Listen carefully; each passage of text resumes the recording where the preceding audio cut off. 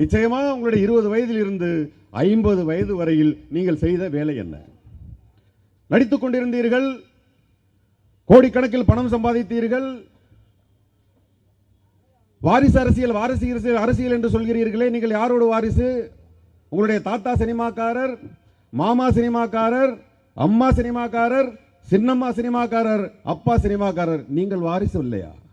உங்களுக்கு எதுவும் சந்தேகம் இருக்கிறதா? அதில் நீங்கள் வாரிசு தானே, நீங்கள் சினிமா வாரிசு. அரசியல் வாரிசு என்பது என்ன? அதை உங்களுக்கு புரிய வைத்து விடவா? தற்பொழுது ஈஸியாக உங்களுக்கு புரிந்துவிடும் என்று நினைக்கிறேன்.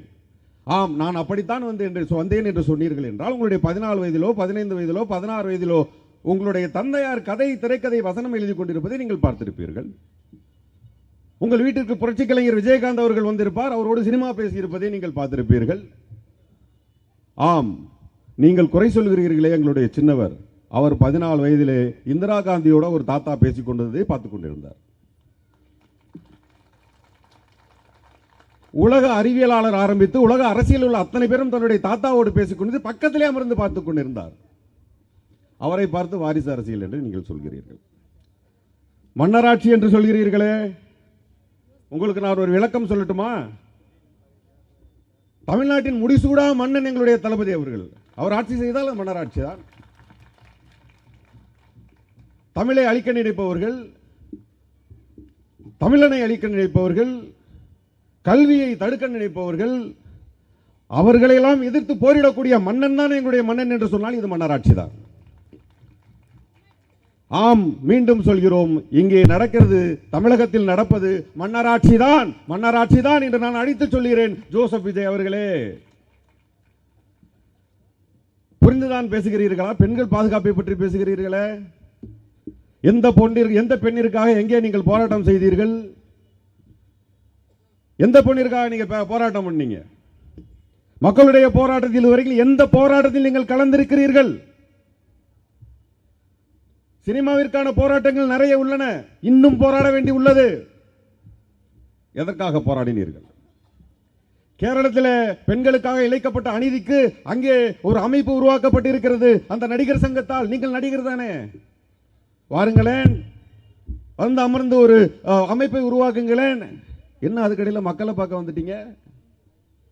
தமிழக மக்கள் ஏமாளிகளாக தெரிகிறார்கள் என்று நான் நினைக்கிறேன். அவருக்கு சினிமா பார்ப்பது வேறு ஐயா, உங்களுக்கு வரக்கூடிய கூட்டம் என்பது வேறு. இங்கே இருக்கக்கூடிய அத்தனை பேரும் விஜய் ரசிகர்கள் தான், நான் உட்பட. அது சினிமா. உங்களை நாங்கள் ரசிப்போம், கைதட்டுவோம், முதலாளாக வருவோம், டிக்கெட்டிற்காக சண்டை போடுவோம். ஐயா, நீங்கள் மிகச்சிறந்த நடிகர், ஏன் பாராட்டக்கூடாதா என்ன? நான் பாராட்டுகிறேன். ஒரு திராவிட முன்னேற்ற கழக மேடையிலே நான் உங்களை பாராட்டுகிறேன். ஐயா, நீங்கள் மிகப்பெரிய நடிகர், ஆனால் ஜீரோ பொலிட்டீஷியன். அதை நீங்கள் புரிந்து கொள்ள வேண்டும். Zero politician. யார் உங்களுடைய செயலாளர்? எங்கிருந்து எடுத்தீர்கள்? திராவிட முன்னேற்ற கழகத்தினுடைய செயலாளர் யார் தெரியுமா? பொருளாளர் யார் தெரியுமா? அவர்கள் அரசியல் அனுபவம் என்ன என்று தெரியுமா? இவ்வளவு சொல்லுகிறீர்கள், உங்க செயலாளருடைய பேர் என்ன? அதையே கிண்டல் பண்றாங்களே எல்லாரும். நீங்கள் லஞ்சலாவதியத்தை பற்றி பேசுகிறீர்களே, மாவட்ட செயலாளருக்கு 15 லட்சம் கேட்பதாக வீடியோ வந்துகிட்டு இருக்குத. என்ன லஞ்சத்தை ஒழிக்க போறீங்க? ஏன் நீங்கள் அதிமுகவை பற்றி பேசவே இல்லை? ஒரு கணக்கில் இருக்கிறீங்களா?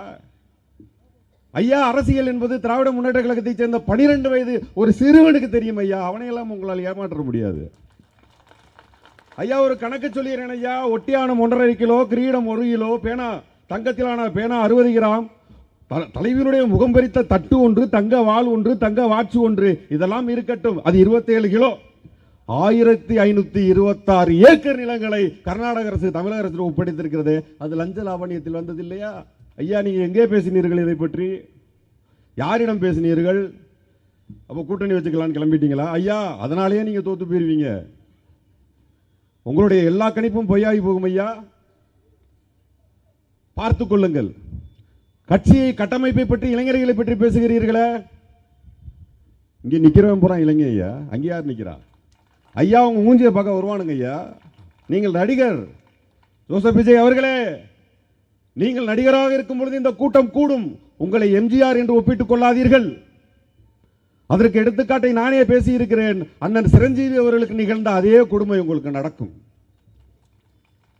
296 தொகுதிகளிலே வெறும் 18 தொகுதிகளை வென்ற அண்ணன் சிரஞ்சீவி அவர்கள் முதல் நாள் அடுத்த நாள் என்ன அமைச்சரவை அமைக்கலாம் என்று பேசிக் கொண்டிருந்தவர் 18 தொகுதி என்றதை அவரால் நம்பவே முடியவில்லை.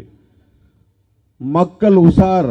ஜோசப் விஜய் அவர்களே, உங்களை நடிகர்களாகத்தான் பார்ப்பார்கள், அரசியல்வாதியாக பார்க்க மாட்டார்கள். உங்களுடைய வார்த்தைகளை உதிர்க்கும் பொழுது கொஞ்சம் பார்த்து உதிருங்கள்.